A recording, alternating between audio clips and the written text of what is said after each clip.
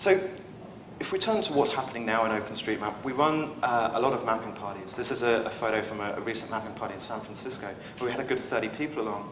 And mapping parties are volunteer events where we get people to come along and we show them how to start mapping, how to get over the initial barrier to entry of the mapping, and so they can get out and start actually mapping stuff that's of interest to them. And they use GPS units, such as modeled here, very common available units, and ones like this. But also, increasingly we see today people using mobile devices, phones, your Nokia, your BlackBerry, your iPhone, and so on, all have GPSs in them today. And they can do the same job of recording information.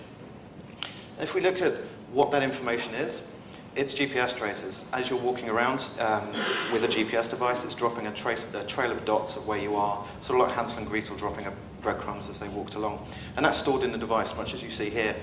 Each of these yellow circles represents an individual at a mapping party, and they each have a separate color. And you can see them going around exhaustively mapping every street, footpath, park, and so on in this particular area.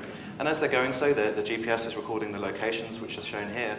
And they're noting down metadata, such as the name of the road, points of interest, such as post boxes, bars, the name of parks, if the road is one way, and so on.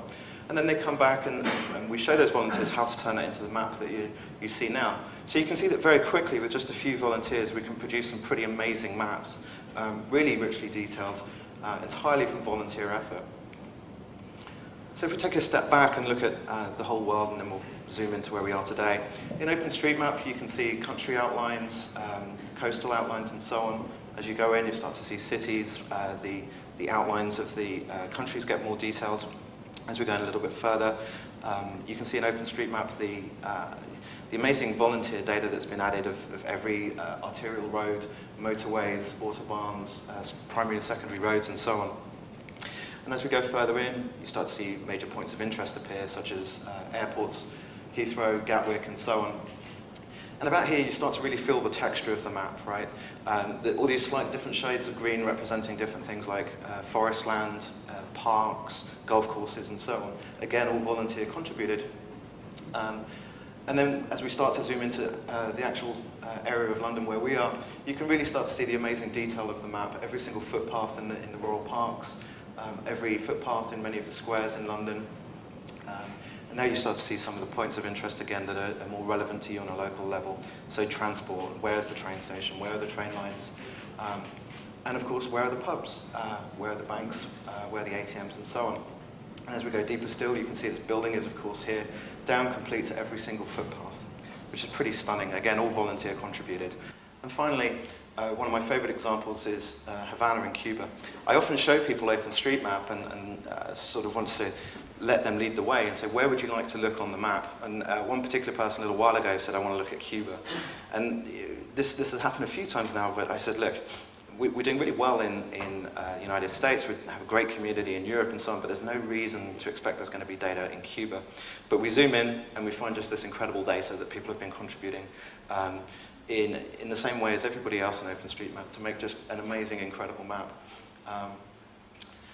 And I just think it's beautiful.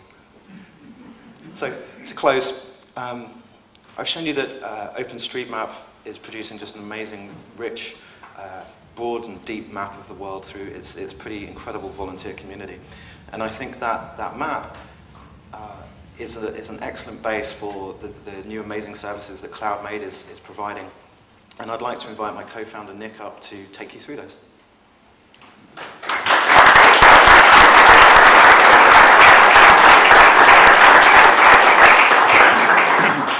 Thanks, Steve. It's always amazing just to see just how far OpenStreetMap's come in such a short amount of time. So it's great to be here today to be able to share with you some of the tools and services that we've been working on over the past few months. Now, I think we've all looked at maps like these, at Google Maps and the Google Maps API, and thought, there must be something more out there. There must be something better, more richer, more fully featured than this. Well, it's great to be able to show you today exactly how CloudMade are letting you really get more out of maps. There are three really important parts to CloudMade. The first are the rich crowdsourced maps that Steve's been talking about. The second are the tools and services. The tools and services that let you build bigger, better applications. And we're going to see much more about those in just one moment. But the third and most important part of CloudMade are the developers, the people who go out there and build the next generation of location-based applications. And I know there are lots of developers sitting here in the room tonight, and it's really great to have you here. Just 12 months ago, I was a developer sitting in a conference like this and feeling really frustrated by the tools that were available. Just feeling that there just should be much more that you could do with maps, and you just couldn't. You know, I wanted to be able to customize the map, to give my users a really unique experience. I wanted to be able to create much richer user experiences, to allow users to really engage with the map. And I wanted to create applications that spread across web and mobile.